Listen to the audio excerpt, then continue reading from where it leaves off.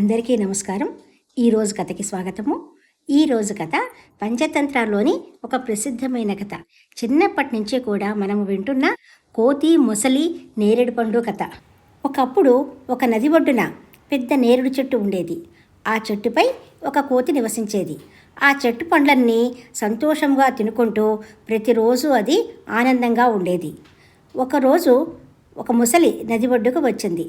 కోతి దాన్ని చూసి స్నేహంగా ఇలా అంది, స్నేహితుడా, బాగా అలసిపోయినట్టుగా ఉన్నావు, ఈ తియ్యటి నేరేడు పండ్లు తింటావా అని అడిగింది.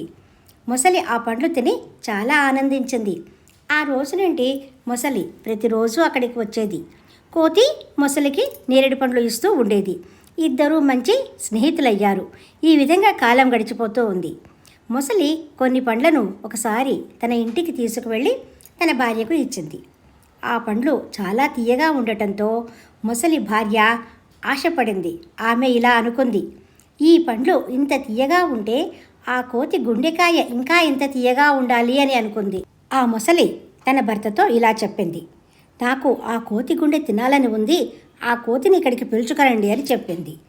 మొసలికి కోతి తన స్నేహితుడు కాబట్టి బాధ వేసింది. అయినా భార్య చెప్పింది కాబట్టి వినాలని అనుకుంది. ఒకరోజు మొసలి కోతిని ఇలా ఆహ్వానించింది, స్నేహితుడా, నా భార్య నిన్ను చూడాలని అనుకుంటున్నది, మా ఇంటికి వచ్చి విందు ఆరగించు అని ఆహ్వానించింది.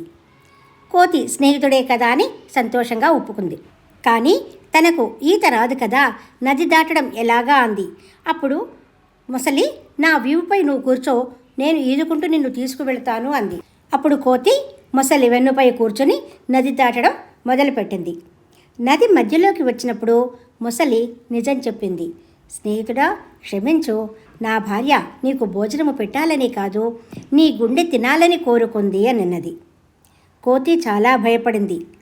కొంతసేపు ఆలోచించి ఒక తెలివైన ఆలోచన చేసుకున్నది. అయ్యో, నువ్వు ముందే చెప్పవలసి ఉండే, అలా చెప్పి ఉంటే నా గుండెను కూడా నేను నా తోడుగా తీసుకొని వచ్చేవాణ్ణి.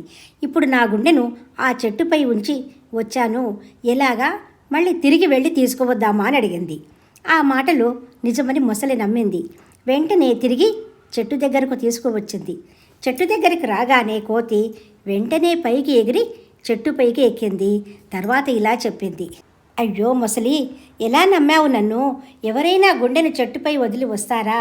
నన్ను మోసం చేయాలని నువ్వు చూశావు కాబట్టి తెలివిగా ఆలోచించి తప్పించుకున్నాను. కష్ట సమయంలో తెలివిగా ఆలోచించి అపాయం నుండి తప్పించుకోవాలి.